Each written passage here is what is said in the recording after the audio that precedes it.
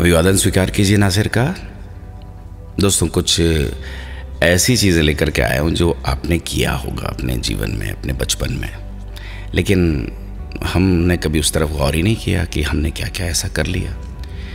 बस यूँ समझ लीजिए कि जीवन के कुछ गूढ़ रहस्य जो आप कभी समझ नहीं पाएंगे वो लेकर आया हूँ। 5वीं तक स्लेट की बत्ती को जीभ से चाटकर कैल्शियम की कमी पूरी करना हमारी आदत थी, स्थायी आदत थी। लेकिन इसमें पाप बोध भी नहीं था कि कहीं विद्या माता नाराज़ ना हो जाएं। अच्छा, पढ़ाई के तनाव हमने पेंसिल का पिछला हिस्सा चबाकर मिटाया था, याद है? जब भी टेंशन में होते थे तो तुरंत पेंसिल का पिछला हिस्सा हमारे मुंह में चला जाता था, हम दांतों से उसे चबाया करते थे। अच्छा, पुस्तक के बीच मोर पंख और पत्तियों को रखने से हम होशियार हो जाएंगे, ऐसा हमारा दृढ़ विश्वास था। कपड़े के थैले में किताब कॉपियाँ जमाने का विन्यास हमारा रचनात्मक कौशल था। हर साल जब नई कक्षा के बस्ते बंधते, सब कॉपी किताबों पर जिल चढ़ाना हमारे जीवन का वार्षिक उत्सव मानते थे हम लोग। माता पिता को हमारी पढ़ाई की कोई फिक्र नहीं थी, न हमारी पढ़ाई उनकी जेब पर बोझ थी। सालों साल बीत जाते पर माता पिता के कदम विद्यालय में नहीं पड़ते थे।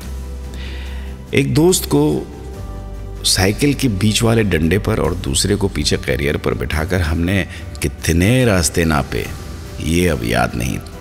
बस कुछ धुंधली सी स्मृतियां हैं। स्कूल में पिटते हुए और मुर्गा बनते। हमारा ईगो हमें कभी परेशान नहीं करता था। दरअसल हम जानते ही नहीं थे कि ईगो होता क्या है। पिटाई हमारे जीवन की सहज सामान्य प्रक्रिया थी। पिटने वाला और पीटने वाला दोनों खुश थे।